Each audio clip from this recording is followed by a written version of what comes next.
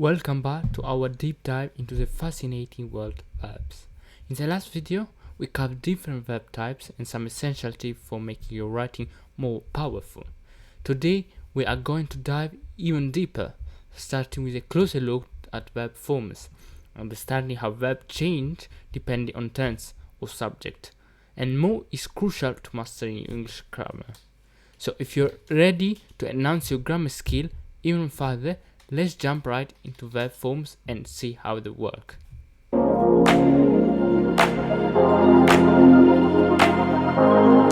Before we start exploring the details of verb conjugation, it's important to understand the different verbs can take. Knowing these forms will give you a solid foundation and make conjugating verbs much easier. It's all about choosing the right form for the subject situation, and once you get the hang of it, you'll find that everything else falls into place. First up, we have the root form. This is the verb in the most basic state. Think of as the foundation. It's also the simple present tense for all subjects, except when we are talking about he, she, or it. Now, when we get the said person as singular, like when we say he, she, or they, things get little different.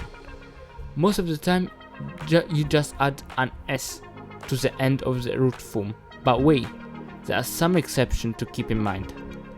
If the verb ends in a constant followed by y, like try or carry, you'll need to drop the y and add an ies.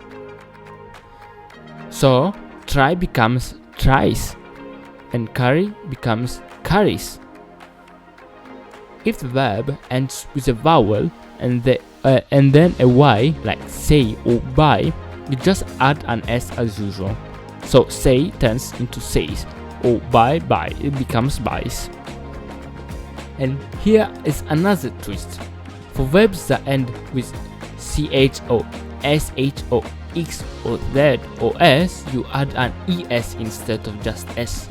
For example, watch becomes watches, or kiss turns into kisses. Now let's move on to simple past tense. This tense is used to show action that have already happened, like things you did yesterday or last year.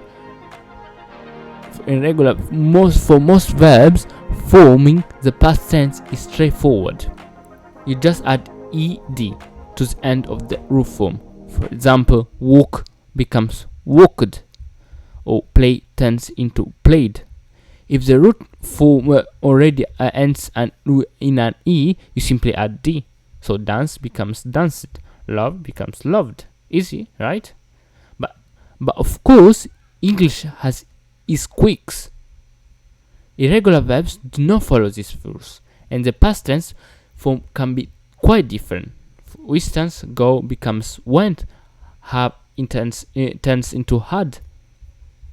There isn't one size fits all rules for those, so they often need to be memorized.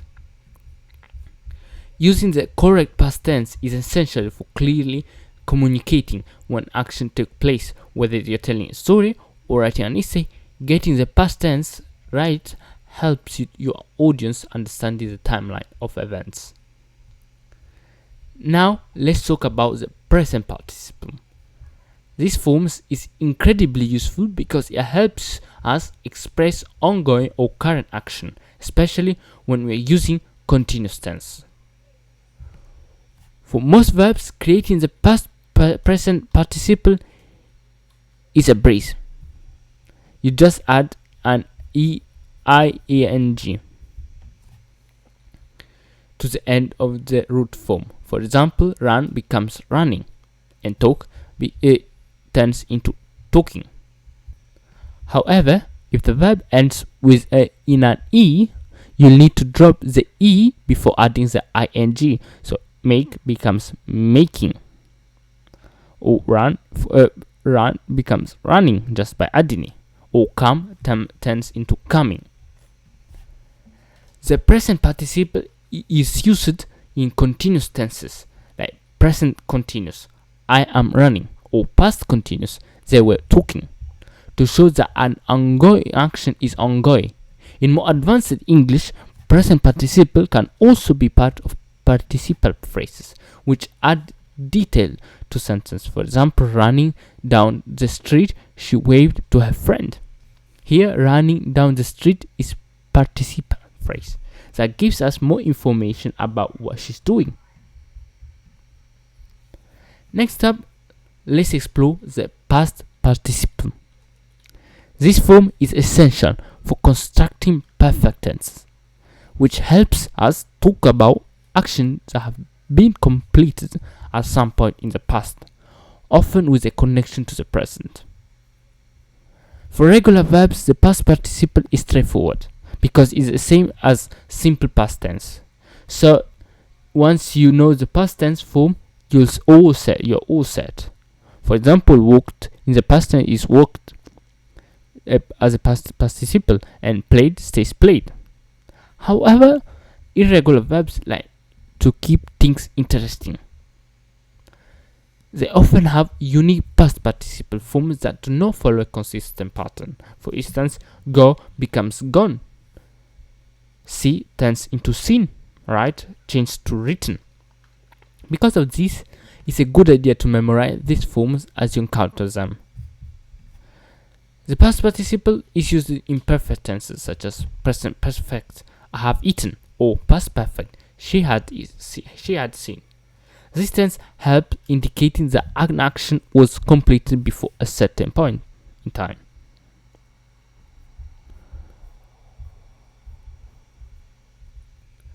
Mastering the past participle is crucial for expressing completed action and understanding the nuance of time in English, whether you're recounting experience or discussing past events. Using the correct past participle ensures clarity and precision. Now that we've covered the basic of verb forms, let's explore two more important concepts: infinite and gerunds.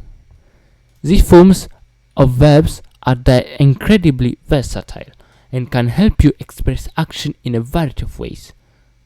Whether you're talking about your plans or describing activities you enjoy, knowing how to use infinitive and gerund will enhance your English skills. An infinitive is created by placing the word to in front of the verb roots form. Even though it looks like two words, it functions as a single unit. Infinitives can serve as noun, adjective, or adverbs. For example, as a noun can be to forgive is divine. Here, to forgive acts as the subject of the sentence. Or if it acts as an adjective, it can be bring a snack to eat if you get hungry. In this case, to eat describes the snack. On the other hand, a gerund is formed by adding an ing to the verb, just like the present participle, right? However, gerunds are strictly used as nouns. You can also create gerund phrases which act as single units. For instance, can be running is too difficult. Here, running serves as the subject. Studying is cosmos is not the same as understanding the cosmos. Both studying and understanding are gerunds acting as nouns. So, how do you know when to use an infinitive versus a gerund? Often they can be interchangeable. Both can function as subject or direct object in a sentence. Leaving the dog changes your outlook on life, which is correct, but also it's correct saying to live with a dog changes your outlook on life. However, only gerunds can be object of a preposition. When I'm not fishing, I'm thinking about fishing. Additionally, certain transitive verbs specifically require infinitives as direct object. For example, with the verb want, I want to break free. I want to break free is correct, but but saying I want breaking free is incorrect. Some common verbs that typically use infinitives include choose, decide, hope, plan, prepare, promise, and wish. As a rule of thumb, use infinitive for situations that are abstract, unreal, or haven't happened yet. And use gerund for situations that are specific, real, or have already happened. In this morning, I really like to exercise. Here is abstract and infinitive, so it's going to be infinitive. While saying this morning I really liked exercising, here is specific, and so you use the gerund. After covering the different verbs form and the usage, let's talk about how to properly conjugate these verbs in sentences. Conjugating verbs is essential because it helps your verb fit properly within the sentence, both in terms of tense and in agreement with the subject. In English, verbs need to reflect the correct tense, whether something is happening now, happened in the past, or will happen in the future. This process is known as verb conjugation. There are 4 main tenses in English, and each can be applied to 3 different time periods, leading to a total of 12 tenses. Here's a quick breakdown. Simple, which is a basic form, often used for habitual action or general truths. Continuous, also called progressive, indicating an ongoing action. Then we have perfect, which expresses a completed action at some point in time.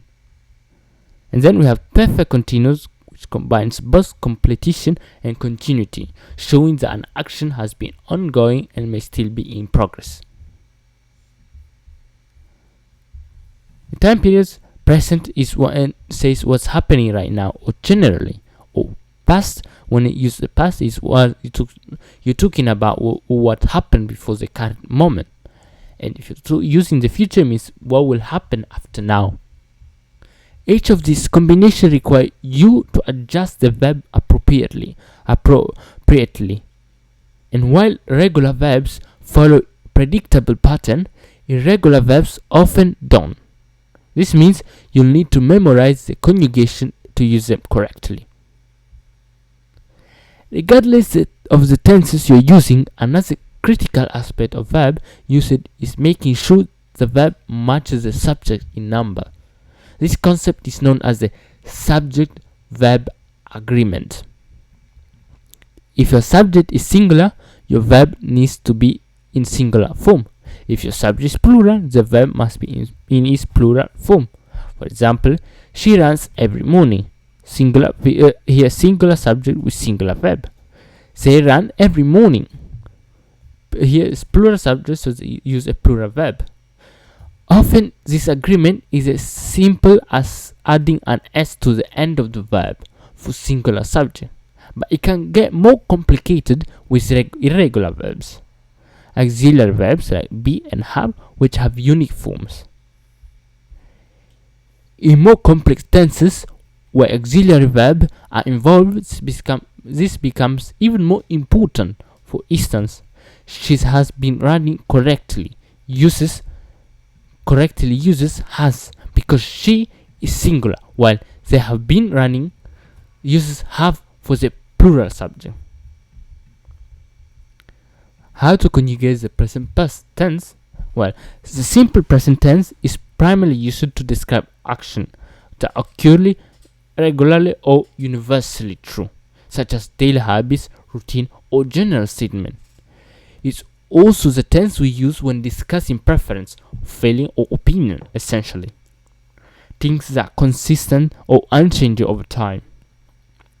To conjugate a verb in the simple present tense, you typically use a form of the verb. However, there's a key exception when your subject is third person singular.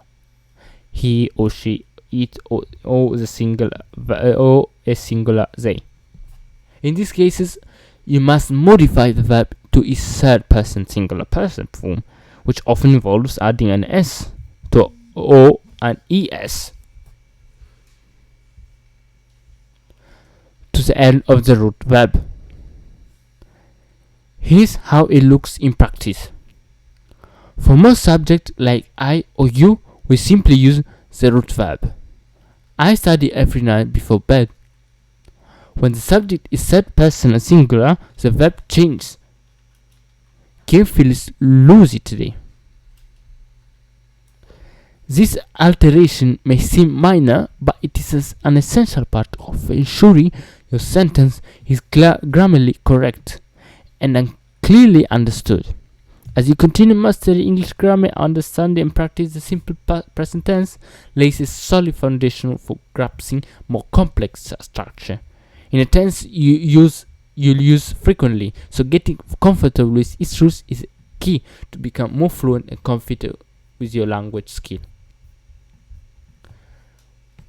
When talking about the past, the simple past tense is your go-to. This tense is used to describe actions or events that have already occurred, whether they happened at a specific point in time or were habitual action in the past.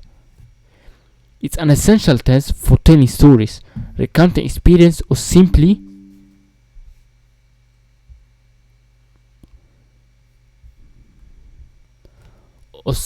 discussing anything that happened before now.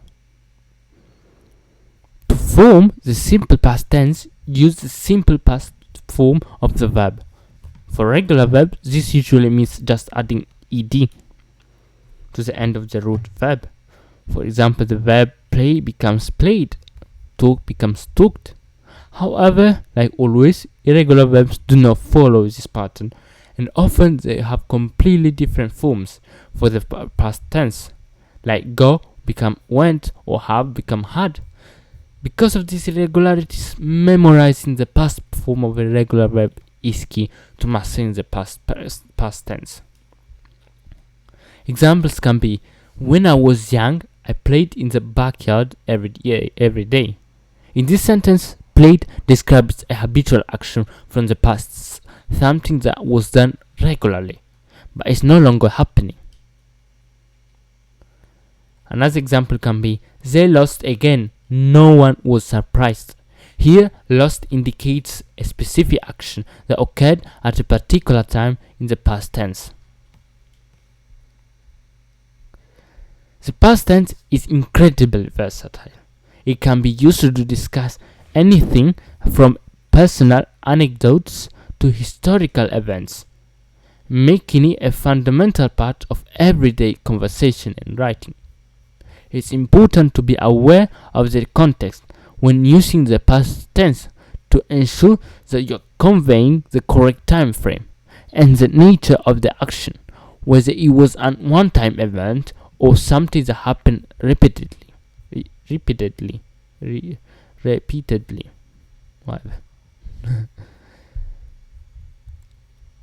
How to conjugate the future tense? The future tense is all about looking forward, whether you're making plans, prediction, or discussing things that haven't happened yet. It allows you to talk about what will happen later, making it crucial for conversation about goals, expectation, and upcoming events. Conjugating the simple future tense is straightforward. You start with the root form of the verb and simply add the word will before it. Unlike the other tenses, the future tense doesn't change based on the subject, whether you're talking about I, you, or he, or she, or they. The structure remains same: will plus the root verb. Example may include: you will study verbs until you understand them, which is true. In this sentence, will study indicates an action that hasn't happened yet, but this is expected to take place in the future. Once again, history will repeat itself. Here, will repeat suggests a future occurrence, often used to express a prediction or expectation. The future tense is especially useful for making plans or discussing intention. Whether you're planning what you'll do tomorrow, predicting future trends, or making promises, the future tense helps you express action or state that are yet to come. It also conveys a sense of inevitability or determination, emphasizing that the action will happen. By understanding how to use the future tense effectively, you can better articulate your thoughts about what's to come. Whether you are making a simple prediction or outlining a complex plan. The continuous tense, also known as a progressive tense, is used to express action or event that are ongoing and typically temporary, unlike simple past tense, which focus on action as a whole. Continuous tense zoom in on the process of the action, emphasizing its ongoing nature. It's versatile tense, but it's important to remember one key limitation: stative verbs, which describe state of being of motion, right, cannot be used in continuous form.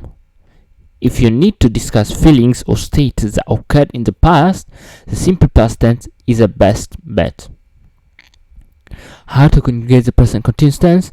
Then, the present continuous tense is a go-to choice for several different scenarios, making it one of the most commonly used tense in English. It's particularly useful for actions that are happening right now, temporary ongoing events, or even plans for the near future. One of the most common mistakes learners make is confusing the present continuous with the present simple. While the present simple describes habitual action or general truths, the present continuous is better suited for events that are effectively unfolding at this very moment or those that are expected to happen soon. To form the present continuous, you need to pay correct conjugation of the verb be in the simple present with the present participle, the ing form of the main verb. So this action may be I am, or is he, or they are, plus present participle. Example may include: Tony is sleeping at the moment. Later, we are seeing the new zombie movie everyone's talking about. Notice how the present continuous effectively conveys the idea that these actions are either happening right now or are planned for the near future. It gives a sense of immediacy or dynamism to the sentence, which is why it is often preferred over the present simple in this context. Now that we covered in the present continuous, let's move on the past continuous tense. The past continuous tense is used to describe actions that were ongoing in past, particularly those had a clear start and end point. This tense is also useful when you want to indicate that a past action was interrupted by another action. To form the past continuous tense, you combine the simple past from a verb be, which is was or were, depending on the subject, with the present participle of the main verb, the form ending ing. It's interesting to know that although this is the past tense, we still use the present participle, which can be a bit counterintuitive at first. Here's an example. They were eating dinner when the phone rang. In this sentence, the action of eating dinner was ongoing when it was interrupted by the ringing phone. The use of past continuous tense here emphasizes the duration and the interruption. Another example: it was raining all day, but we still had a fun indoors. Here, the past continuous emphasizes that rain was a continuous event, but it didn't stop the fun. The phrase all day suggests a defined period, which fits perfectly with the past continuous. How to conjugate the future continuous tense. Next, let's explore the future continuous tense, which describes actions that will be ongoing in the future, just like the past continuous. It's typically used when you want to emphasize the duration of a future event, particularly if you know when it will start and end. To form the future continuous tense, you use will be, which is followed by the present participle of the main verb. This construction highlights that the action will be a progress of a specific point in the future. For example, we will be skiing all day Saturday. This sentence indicates that skiing will be an ongoing activity on Saturday. And the use of the future continuous emphasizes the length of time dedicated to this activity. An example can be, after I quit, you will be begging me to come back to work. In this case, the future continuous tense is used to predict a continuous action that will occur in response to a future event. In this instance, quitting the job. Now that we covered continuous tenses, let's dive into perfect tense. Perfect tense are used to describe action that are completed relative to other points in time. This tense often emphasizes the result of an action or its impact on another time frame. There are three main perfect tenses: present perfect, past perfect, and future perfect. How to conjugate them? Well, the present perfect tense is used to talk about actions that have occurred at some unspecified time in the past and have relevance to the present moment. This tense often connects past action with the present circumstance. To form the present perfect tense, you use the verb have, either have or has, depending on the subject, followed by the past participle of the main verb. In the formula, have or has past participle. Another example can be, I have finished my homework. This sentence means that the action of finishing the homework occurred at some point before now, and is relevant to the present because the homework is now completed. Another example is, she has lived in Paris for 3 years. Here the present perfect tense highlights that her living in Paris started in the past and continues up the present. How to conjugate the past perfect tense? The past perfect tense is used to describe an action that was completed before another point in the past. It's useful for indicating which of the two past actions happened first. To form the past perfect tense, you use the verb had followed by the past participle of the main verb. Here the formula, had plus past participle. For example, they had left the party before I arrived. This sentence indicates that the action of leaving the party was completed before the action of arriving. Another example can be, by the time she called, I had already finished dinner. Here the past perfect tense emphasizes that finishing dinner occurred before she made the call.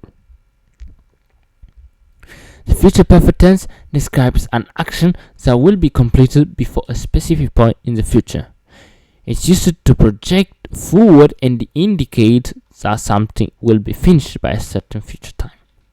To form the future perfect tense, use will have followed by the past participle of the main verb. Here the formula, will have plus past participle. For example, by next month I will have completed the project. This sentence shows that the completion of the verb will be achieved before the next month. Another example is, she will have graduated by the time we go on vacation. Here, the future perfect tense is used to indicate that her graduation will happen before the vacation starts. Present perfect tense or perfect tenses help you place action in time with respect to other action or event. giving your sentence clarity about when things happen and their connection to other point in time. They add a layer of precision to your storytelling or reporting, making it easier to convey complex sequence and impact. Finally, let's explore the perfect continuous tense. These tenses combine the aspect of perfect and continuous tense, indicating actions that were ongoing until a specific point in time or will be ongoing until a future point. They emphasize the duration of an action relative to other times. The present perfect continuous tense is used to describe an action that began in the past, has been continuing up until the present, and may continue into the future. It highlights both the duration and ongoing nature of the action. To form the present perfect continuous tense, use have or has been followed by the present participle of the main verb, indicating actions that were ongoing up until a specific point in time or will be ongoing up to until a future point. They emphasize the duration of an action relative to other time. The present perfect continuous tense is used to describe an action that began in the past and had been continuing up until the present. It may continue into the future. It highlights both the duration and ongoing nature of the action. To form the present perfect continuous tense, use have or has been followed by the present participle of the main verb. The formula have or has been plus present participle. For example, I have been studying English for 3 years. This sentence indicates that studying started in the past and has been ongoing and still continuing now. Another example can be, she has been working since January. Here the focus is on the duration of her work of the other company, showing that it started in the past and is still happening. The past perfect continuous describes an action that was ongoing in the past, continuing up until another point in the past. It emphasizes the duration of the action before it was interrupted or before another action occurred. To form the past perfect continuous tense, use had been followed by the present participle of the main verb. Here's another formula: had been plus present participle. For example, theirs had been playing soccer for an hour before it started raining. This sentence shows that the action of playing football was ongoing and lasted for an hour before the rain started. Another example, she had been reading the book when the power went out.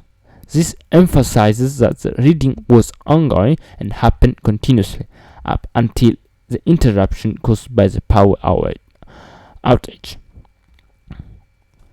The future perfect continuous tense is used to describe an ongoing action that will continue up until a certain point in the future. It's often used to show how long something will have been happening by a particular future time. To form the future perfect continuous tense, use will have been followed by the present participle of the main verb. Here's a formula: will have been plus present participle. For example, by next year I will have been living here for 5 years. This sentence indicates that the action of living in the place will have been ongoing for a total of 5 years by the next year. Another example can be, she will have been working on the project all day by the time you arrive. This shows that her work on the project will have been continuous and ongoing throughout the day by the time of arrival. Understanding and using the verb tenses is crucial for clear and precise communication. Each tense is various. Forms allow you to convey time, relationships, duration, and the completeness of action in different contexts, whether describing past action, current activities, or future plans. Mastering verbs conjugation helps you express yourself accurately and effectively in English.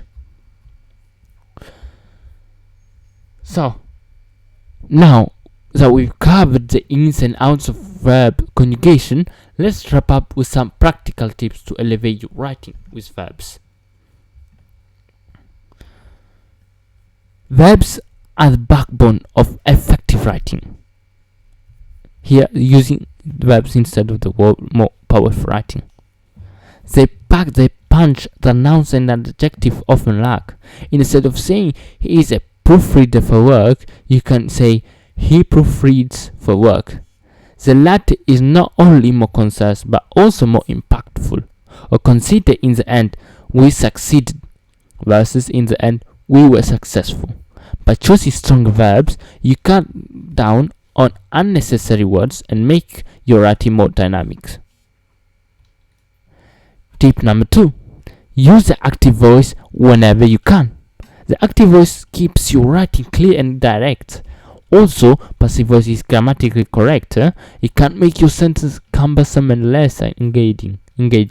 For instance, almost every student attended the homecoming game is more direct and vivid than homecoming game was attended by almost every student. Active voice places the subject first, making it easier for your reader to follow and more engaging to read. Tip number 3. Use specific verbs instead of modifying general verbs. Instead of modifying a general verb with adverb, choose a more specific verb that conveys your meanings directly.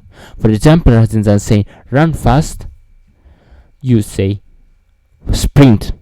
Instead of saying talk quietly, use whisper. Instead of bump into each other, choose collide. Specific verbs cut through the clutter and make your writing sharp and more precise. Verbs, like I said, are the backbone of every sentence, serving as the driving force that bring our words to life. By mastering the different types and forms of verbs, you gain the tool to construct sentences that are not grammatically correct, but also vivid and impactful. Understanding these verbs forms is more than just a grammar exercise. It's a way to enhance your communicating skill, making your writing and speech clearer, more precise, and ultimately more engaging. Whether you're crafting an essay or drafting an email or simply chatting with friends, applying these insights will elevate your language, making it more compelling and vibrant. By implementing these strategies, you'll not only sharpen the clarity of your writing, but also infuse it with energy and dynamism. Keep practicing, and soon using verb effectively will become second nature, allowing you to express yourself with greater confidence and ease. Thank you very much for sticking with me through this deep dive into the world of verb. I hope you found this information valuable and that it helps you on your journey for mastering English. If you enjoyed this video, don't forget to like, subscribe, and hit the notification bell so you never miss out more tips and tricks. I'll see you in the next video. Until then, keep practicing and refine your skills. Bye.